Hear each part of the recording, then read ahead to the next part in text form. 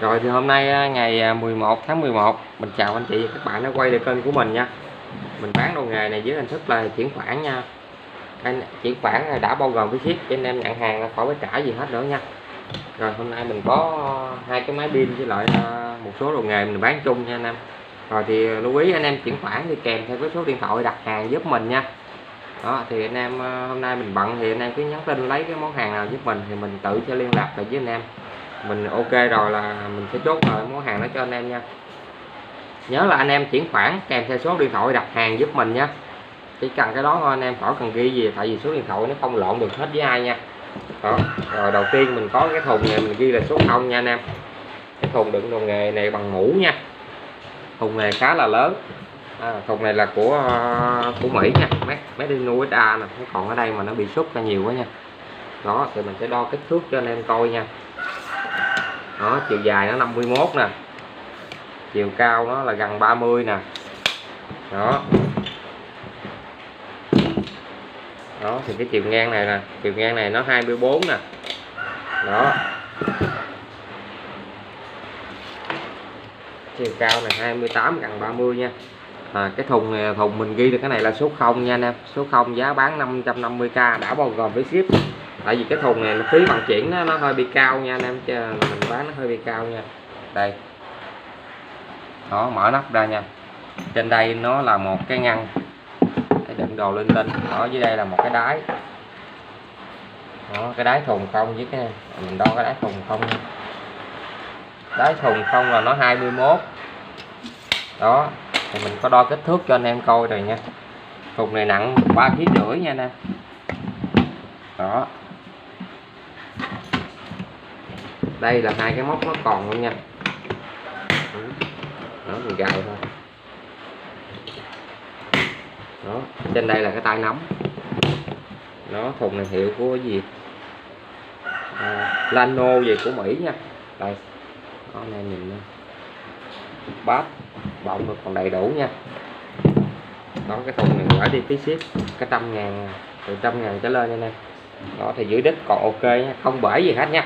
Rồi cái thùng số 0 này mình bán giá là 550k đã bao gồm phí ship nha anh em.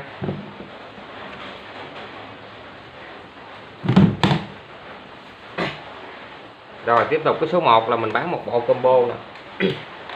Cục sạc này cục sạc 81 nha anh em, của Panasonic luôn. Đó. Sạc từ tất cả loại pin từ 10V8 đến 28V luôn nha. Riêng cái cục pin 5A là phải cần cục sạc 81 mới sạc được anh em. Đó thì con này về một lô thì nó hoàn toàn mới, giống như chưa xài nha. EZ75A7 nè. Đó, con này thì nó made in China, hàng của thị trường nó xuất Nhật á, nhưng mà nhìn nó chuẩn nha, không khác gì cái máy Nhật luôn thôi. Đó thì về nguyên lô hỏng mình có bán cũng vài cây rồi. Thì con số 1 này giá bán là 3,6 triệu. Máy pin sạc nha, sạc pin nó điện 100V nha anh em. Pin này pin zin luôn nha, pin 18V 5A luôn nha. Đó. Đó, anh nhìn quay hình nó còn khá mới nha. Đó, móc đồ có luôn nha. Dưới đây thì nó có bị nè, cắn một miếng lỗ nhỏ xíu đây nha. Đó, dây đeo đồ ok hết. Đây thì nó sẽ có 3 cấp chỉnh lực nha, và một cấp chế độ auto nè. Số 1, số 2, số 3 chế độ auto nè. Đó, mình chuyển sang số 1 nè. Đó là chạy rất là chậm nè. Số 2 nè. Đó. Số 3 nè. Đó. Đảo chiều nè. Mình chuyển sang chế độ auto nè. Nút này là đèn nha nè. Đây, đó. Còn cái nút này là báo pin nha. Đó, bấm anh em đè luôn. Đó, nó chớp 3 cái là còn 3 nấc pin nha. Pin này còn khá tốt, 20V nha. Đó thì con này lực nó rất là mạnh nha nè, khi cái tải búa lực rất là mạnh. Đó, tem đây còn nha, tem anh em nhìn là mới tinh nè. Con này gần giống như chưa xài luôn. Đó, con này xài 2 dòng pin luôn nha, 14 và 18. Anh em có pin 14 thì cũng xài ok luôn. Đó, đầu không rơ lắc gì hết nha. Pin 5A. Đó thì con này nó về nguyên lô thì nó có bẻ hết nguyên cái dàn chân này, thì chân này mình hàng lại ok hết cho anh em rồi nha. Đây thì pin 5A đó. Cục này đời 2016 nha anh em. Đó thì pin của nó là cục sạc 81 này nha. Chống điện 100V nha mới sạc được nha anh em. Sạc 81 này nó hơi mắc tiền nha. Thì mình bán chung nguyên một bộ về á là 3,6 triệu. Đó, còn thân máy không là 2,2 triệu nha. Rồi chuyển khoản là đã bao gồm phí ship rồi nha anh em. Con số 1 giá 3,6 triệu nha. Rồi con số 2 là mình cũng bán nguyên bộ nha. Con này máy pin sạc adapter. Pin này thì pin riêng nhưng mà về nó bị chết mặt thì mình lấy cấy adapter luôn cho anh em nha. 18V 3A nha. Đây con này là Makita. Đó con này cũng ghi máy China nè. Con này 18V nha. TD146 nè. DX2 nha. Em bên đây nói chung là cũng còn. Đó. Đầu cao su còn liền lạc hết nha. Đầu cứng nhắc không ra lát gì. Con này 18V. Than con này cũng còn ok nha, mới. Đó. Thì cái bộ này mình bán là 1,4 triệu nha. Máy pin sạc adapter. Sạc bên mình là chơi sạc này chứ không có chơi sạc nhỏ nha anh em. Sạc này sạc có quạt luôn nha. Đó. Chứ mua sạc này về cũng phải làm lại. Đó. Đều tóc. Nhanh nè không? Thắng nè. Đó, đảo chiều nè. Đó. Pin 18V 3A nha. Đó. Cao su nó đầu nó màu đen nha. Đó. Thì máy cái con này cao su còn liền lạc. Có móc có dây luôn nha. Rồi bộ này số 2 mình bán giá 1,4 triệu nha. Đã bao gồm phí ship nha anh em. Chuyển khoản đã bao gồm phí ship nha. Con sạc 18V nè. Có ghi số 18 ở đây. Con này thì cắm điện 220 nha. Sạc này lên adapter là xài 220 hết nha anh em. Rồi cái số 2 là giá 1,4 triệu nha. Hôm nay ngày 11 tháng 11 nha anh em nhớ ngày giúp mình nha. Rồi tiếp tục cái số 3 là tới đầu nghề nè. Số 3 nè. Số 3 là mình có một cái mũi phát này. Mũi phát này là 60 nha.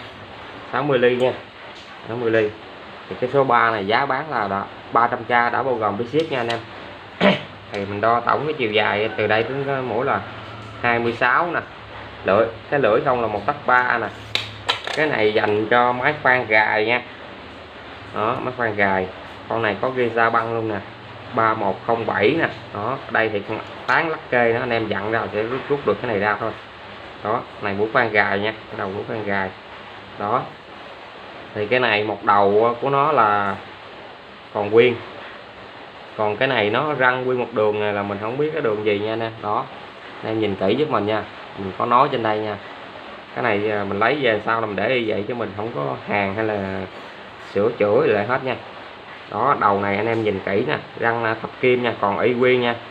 Cũng chưa mài chưa gì hết luôn. Mình có nói chung là không có biết mài cái mũi này. Này hai đầu. Một đầu này thì nó bị bể hết là một hình như là 3 răng nè. Đó. Cái này nó bị nứt răng hết rồi nè. Đó. Nói chung mình xài còn được đầu nha. Xài anh em lắc kê lại cho cứng nha. Không nó sẽ có chốt là nó sẽ bung ra. Cái đường kính này 60 nha. Đó. Mũi này mũi khoan gài. Cái này anh em rút ra thôi. Quy con tán lấy cái đầu trong này thôi được cũng đủ tiền rồi. Đó. Đó. Khá là nặng nha. Đó. Đây nó có hai cái chốt định vị trong đây đó. Anh em đẩy lên cái rút ra thôi chứ không có gì hết. Đó. Rồi mình sẽ dặn là lắc kê này. Đó. Đó. Cái lắc kê này, cái miếng lắc kê này có miếng phốt cao su đây luôn nha nè. Rồi thì cái này mình bán 300k đã bao gồm phí ship nha anh em. Cái số 3. Rồi tiếp cái số 4 là mình thanh lý một cái cặp dò xịt hơi nè. Con này của mấy Sa Băng nha. HS5. Con này loại là xài bát nhỏ nè, bình ngang nha. Anh em lưu ý là nó bị mắc cái nút ở dưới đây nha. Đó, mắc cái nút chỉnh dưới đây. Đó. Rồi còn bao nhiêu là đủ đồ hết nha. Đầu bát nhỏ nè. Cái này là chỉnh nhỏ lớn dặn nè, mình dặn này ra cho anh em coi nha. Đó. Đầu bát nhỏ nè. Đó. Đó, bớt kim còn thục nha. Đó. Đây là cái đầu tròn đó nha. Đó. Kinki, con này của Kinki nha. Mình thanh lý hai cái này chung nha anh em. Con này cũng Sa Băng luôn. Con này thì đủ đồ nhưng mà cái bình nó là bình nằm dưới đây nha. Bình tròn nằm dưới đây. Đó, bên chung mình không có bình. Cũng ok hết, đầy đủ đồ. Cái này thì đủ đồ, còn cái này thì thiếu một cái với đít. Mình thanh lý cặp này giá 350 nha, đã bao gồm phí ship. Cái số 4 nha anh em, thanh lý nha. Hai cái dò xịt hơi đó, cái này thì bát lớn nè đó. Rồi giá 350 đã bao gồm phí ship nha, số 4. Rồi số 5 là một cái dây hơi ngắn anh em ơi. Hai cái đầu này không mà anh em lấy cũng đủ tiền này nha. Một cái đầu gài đó, với một cái đầu đốt gài cái vòi xịt hơi vô nha, với một cái đầu đút vô máy hơi. Dây này nó này cái số 5 mình bán giá 120.000 đã bao gồm phí ship nha nè. Thì nói chung cọng dây này nó ngắn thôi chứ không có được dài nha. Kéo ra hết chắc phải chừng 2 mét nha. Đó, kéo hết cũng chừng 2 mét. Cái dây này không quan trọng, nhưng quan trọng hai cái đầu này anh em, đầu rin đó nha. Đó.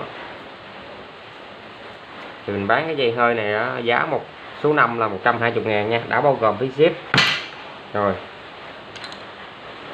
Rồi số 6 là một cái dòi hơi nè. Một cái dòi hơi giá bán là 220.000 đã bao gồm phí ship nha. Đó, cái này nó có nước sơn màu vàng luôn nè. Kurita nha anh em, con này của Kurita nha. Đó thì cái đầu bét của nó là có chỉnh hơi lớn nhỏ luôn nha. Đó, dây hơi giờ anh em cắm dây hơi vô đây, dây hơi nó bị cắt này, giờ anh em cắm dây hơi vô đây nha. Đó, xong rồi dây kia ra đút vô đầu đó là xài thôi. Đây nút bóp, cái này mình bao anh em xì nha. Là cái số 6 giá bán 220.000 đã bao gồm phí ship. Cái đầu dòi hơi nha anh em, rồi xịt hơi nha, số 6 220.000 đã bao gồm phí ship nha. Rồi số 7 là một cái đồng hồ xịt hơi với lại bơm hơi nè. Cái số 7 giá bán 350.000 đã bao gồm phí ship nha anh em. Đặc biệt riêng cái con này nó thiếu cái đầu nha. Anh em về lấy cái đầu gắn vô, mình sẽ đo cho anh em coi cái đầu lỗ của răng nó là bao nhiêu nha. Đây mình có bán thước cọc, lát mình đo cho anh em luôn.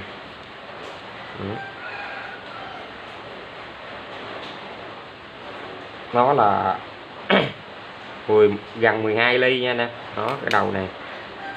Rồi cái này bằng nhôm đúc đó nha. Đây nó có cái nút chỉnh set gì nữa nè. Bóp hơi thì còn ok đó nha.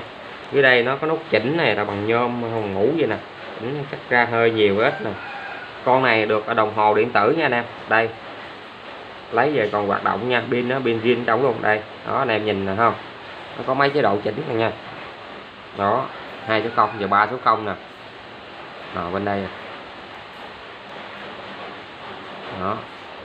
Đó, 1 số 0 nè. 2 số 0 thì nó mới 3 chế độ nha. Đó, đây nhìn kỹ nè, bắt đầu chế độ 1 nè. Đó 3 số 0 nè. Đó, có chữ dưới đây anh em nhìn nha. Đó 2 số 0 nè, chữ luôn nè. Còn cái nút trên đây là nó chỉnh cái gì không biết. Tắt. Đó.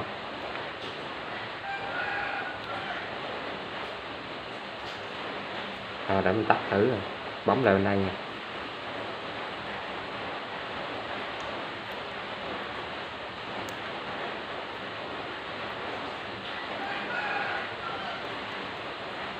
Đó, đây nó cháy đèn gì, nó có đèn nữa này. Con này có đèn nữa nè. Đó thì đồng hồ điện tử luôn nha, nó anh em nhìn nha. Rồi mình tắt nha. Đó đây nó có cái nút bóp vô set gì của nó nha. Pin thì anh em dặn hai cái này ra để thay pin lên, xài hai pin tiểu nhỏ nha. Đó thì cái dòi hơi này nha, anh em nhìn kỹ nha, không có đầu này nha. Ở dưới đuôi là một con tán dặn vậy. Con tán dặn này là mình coi bao nhiêu ly nha.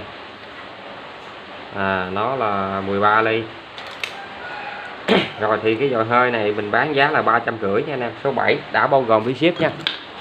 Rồi số 8, số 8 là một bộ khoan này là khoan gạch nè. Khoan gạch, khoan kiến nè. Thì nó nhiều loại mũi lắm nha, 1 2 3 nè, 4 nè, 5 nè, 6 nè, 7 nè, 8 9 10 11 12 13 14 cái nha nè. Chung một bộ đó, mình bỏ mình sợ rớt cái bự nhất. Cái bự nhất đường kính của nó là 50 nha. Đó, cái này hoàn toàn mới chưa xài nhưng mà nó có bị dính một tí nước ở đây, nó mắc sét nha, mình cũng chưa có chà gì hết nha. Đây, cái này hình như là nhỏ nhất của nó nè, nhỏ nhất của nó cái đầu là bao nhiêu, 6 ly đó. Thì này một bộ nha anh em. Đây, cốt này nó tùy nữa nha. Đó, cái này là 8 ly rưỡi, nó tùm lum hết nha. Đó, này 8 ly rưỡi luôn. Mấy cái nhỏ thì cốt nó nhỏ hơn một tí nha. Đó, một bộ nó anh em nhìn nha, nó mười mấy cái nha. Đây.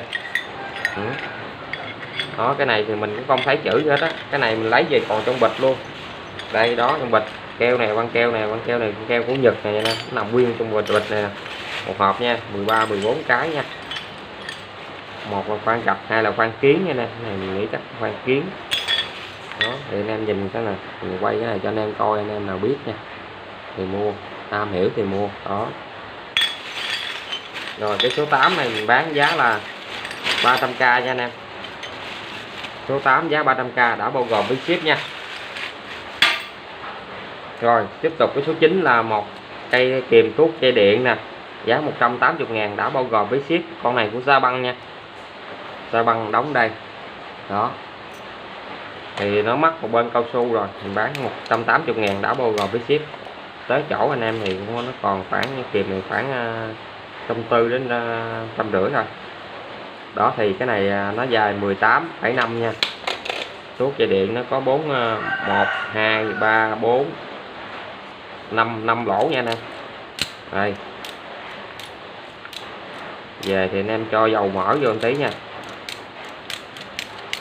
Có dây điện mình tuốt thử.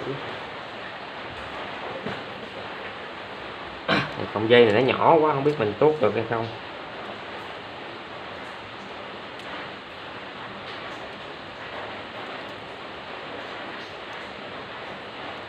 Được, đó, ok nha anh em. Đó, dây nhỏ này nha.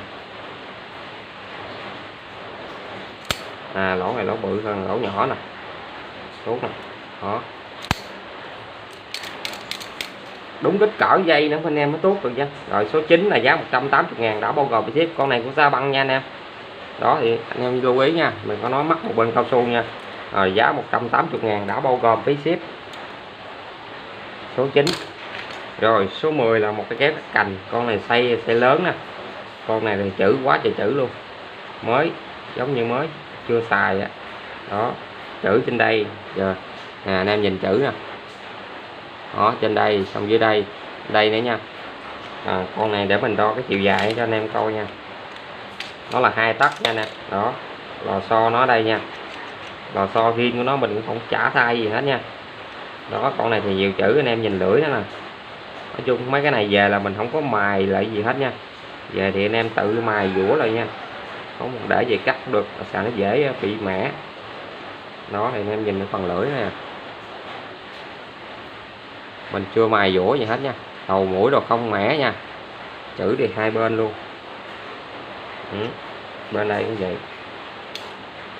Đo độ dày của nó, độ dày nó là 4 ly mấy, 5 ly đó, gần 5 ly. Đó, và đây nó còn cái móc luôn nha, gài lại. Thì con số 10 này kéo cắt cành, giá bán là 380.000 đã bao gồm phí ship nha anh em. Đó, rồi kéo này 2 tấc nha. Số 10 380.000 đã bao gồm phí ship nha. Rồi số 11 là một cái kéo cắt ton.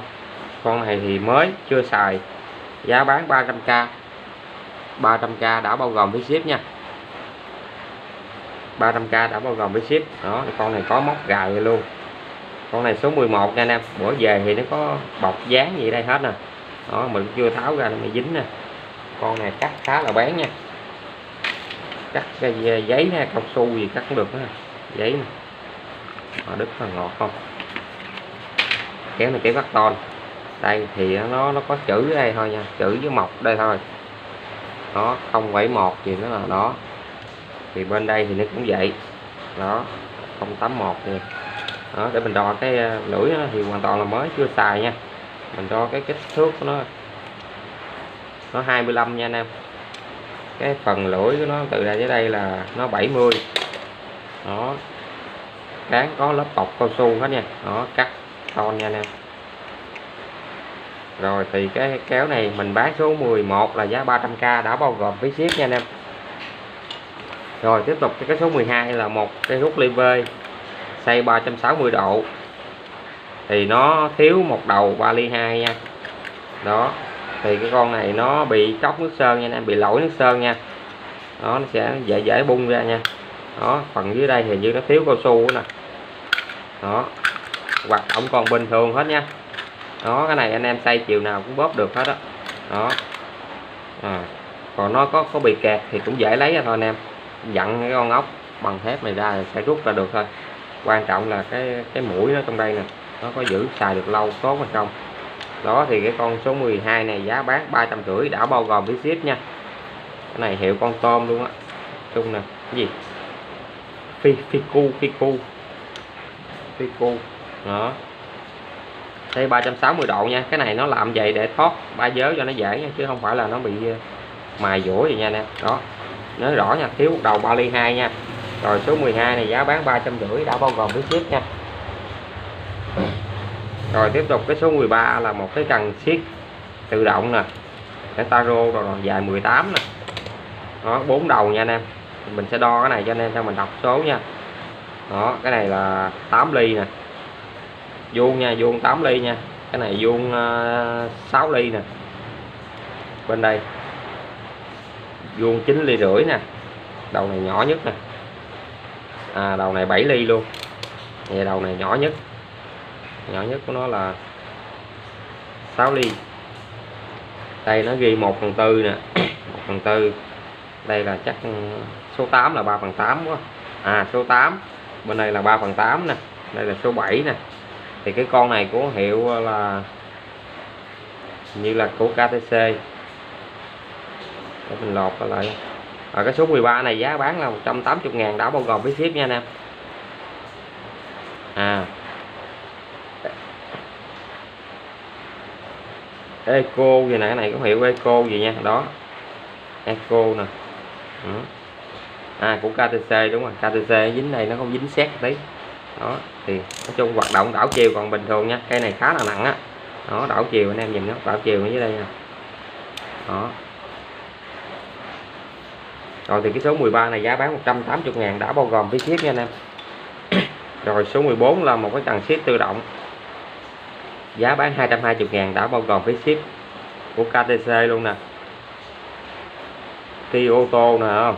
Đó, đầu này đầu 1/2 nha anh em, đảo chiều còn ok hết nha. Đó, đầu còn cứng nha. Cái đảo chiều ở đây nha, để coi mình coi cái cần này nó dài bao nhiêu nha. 2,5 tấc nha anh em. Cây này khá nặng, nặng nửa ký á. Số 14 giá bán 220.000, đã bao gồm phí ship. Rồi tiếp tục số 15 là một cái con dao ship cán gỗ nha. Con này giống như hoàn toàn mới, giống như mới chưa xài. Chữ ở đây thì anh em đóng nhìn, đóng chữ rồi quá đẹp luôn, có hoa văn gì nữa nha. Đó thì khá đẹp, lưỡi chưa mẻ chứ gì hết. Thì tổng chiều dài luôn cán của nó là 2 tấc nha. Phần lưỡi nó cong là 80 nè. Đó, anh em xếp gọn đây nha. Xếp gọn là nó còn phải 1,2 tấc, 1,1 tấc. Đó. Rồi thì con dao ship này mình bán giá là 150.000, đã bao gồm phí ship nha anh em. Số 15. Rồi số 16 là một bộ lục giác này, mình bán giá 180.000, đã bao gồm phí ship nha.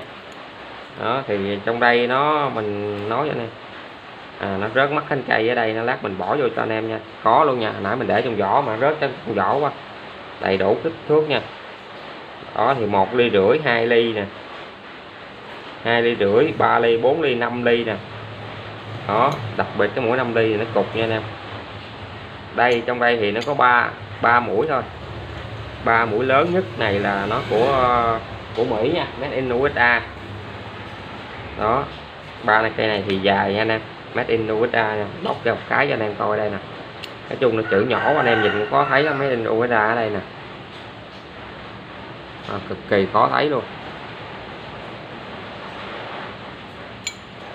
Rồi số 10 nè, số 8 nè, số 6 nè, 5 nè, 4 nè, 3 nè, 2,5 ly, 2 ly nè, 1,5 ly nè. Đó thì cái 3 mũi này là của Mỹ thôi nha. Còn Còn mấy mũi cái này là của mấy Giao Băng nha anh em, Tigit mấy Giao Băng nha. Đó, mấy mũi này thì có đầu 500 hết nè. Đó, thì cái bộ lục giác này mình bán là 180.000 đã bao gồm phí ship nha. Số 16. Rồi số 17 là một cái cưa combo này còn rất là mới nha anh em, giá bán 250 đã bao gồm phí ship. Nói chung là nó có xài hay chưa là anh em nhìn cái chữ nè, combo trên đây nha. Cái này nó có 210 là lưỡi 2/1 á, thì nó có bị dính xét ở đây một tí xíu nè, nhưng mà phần lưỡi nó là còn ok nha, giống như mới chưa xài vậy. Đó, combo này anh em nhìn kỹ này. Nếu mà xài rồi thì nó sẽ mất cái chữ combo này, nó bay đi nhiều lắm. Đó, bên đây thì còn mới tinh.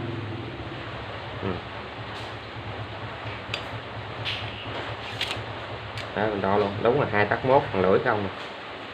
Tổng chiều dài của nó là 2/4, 4/4. Đó, thì xếp lại đây nó có bật, cái này xếp lại nha nè. Rồi xếp lại để mình đo coi nó còn bao nhiêu nha. 24.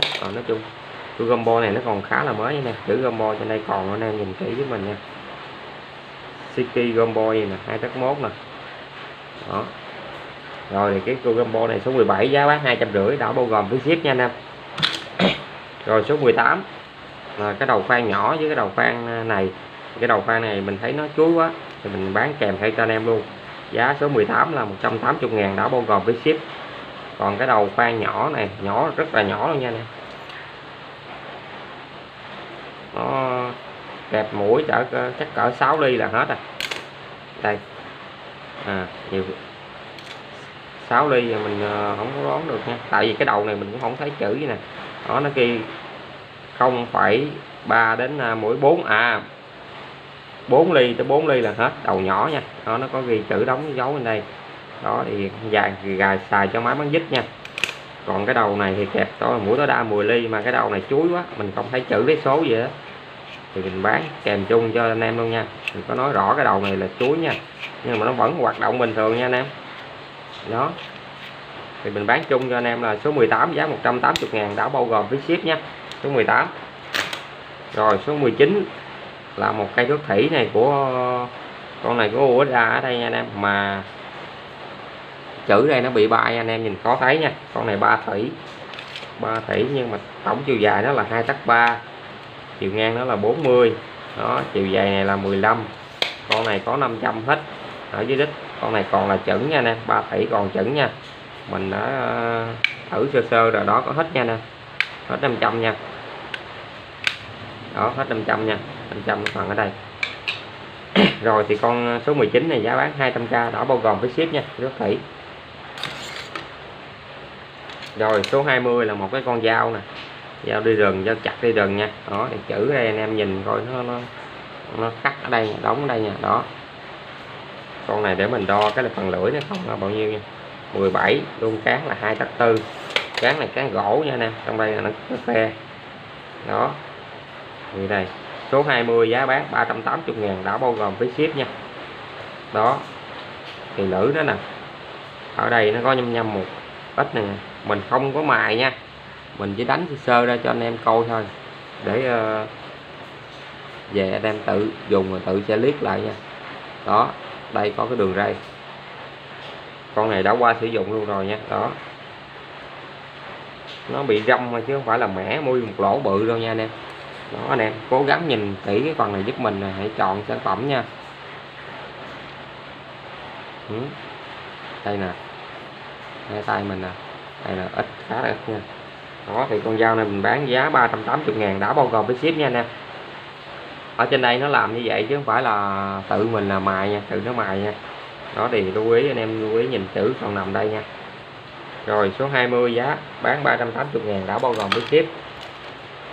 Rồi số 11 là một cặp thước cặp, giá bán là 400.000 đã bao gồm với ship nha. Hôm nay ngày 11 tháng 11 nè, anh em nhìn kỹ cái đầu bên đây nè, nó có bị khuyết điểm một tí xíu nha, hơi mòn một tí xíu nha. Con này đã qua sử dụng là hơi mòn một tí xíu nè. Đó, nhưng mà còn rất là chính xác nha. Cây này á, mình nghĩ nó chính xác, nó cái độ rơ này nó ít hơn là cây kia nhiều, tại vì cái độ này nó phay luôn nha. Đó, nó phay cái cạnh giác ở đây nha. Đó, thì đây cũng vậy luôn. Con này con biết Toyota Sa băng nha, đây là nó bị dính hay mà chưa chùi luôn nha, đảm bảo cho anh em lấy xịt gì RB7 vô là chùi ra hết nha, còn mới tinh. Đó, đó anh em nhìn thông số nè, đó số 0, số 0 này còn ngay số 0 nha. Đó, đó con ốc chỉnh siết ở đây nó là ở dưới đây nha anh em. Cái này mình mở con ốc ra luôn mà nó cũng chả có lắc nữa, không chả có lắc nữa, giống như cây kia, tại vì cái độ nó làm cái giác cạnh này là nó quá chuẩn luôn.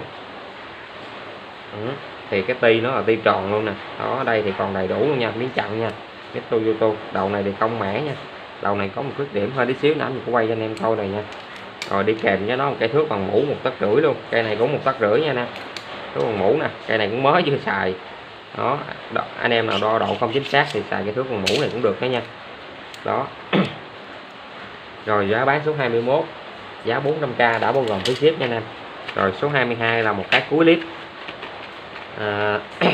giá bán 200k, một bộ lửa chắc Hitachi nè, mấy Sa băng nha. Đây cưa lọng nè, đó cưa này hình chữ T nha anh em. Ngày hôm qua mình lụm về nó rớt mất đâu hết mũi mình không biết luôn, thì nó còn đây là chín mũi một loại nha. Đó, mình bán chung luôn hai cho anh em là giá 200k đó bao gồm ship. Đó, anh em nhìn thông số ở đây nè, 83 mm. Đó, này 32 vậy nè, 0,5 đến 1,5 mm nè. Thì con này có mấy Sa băng nha, 9 lưỡi nha anh em. Đó, rồi 200k đã bao gồm phí ship nha.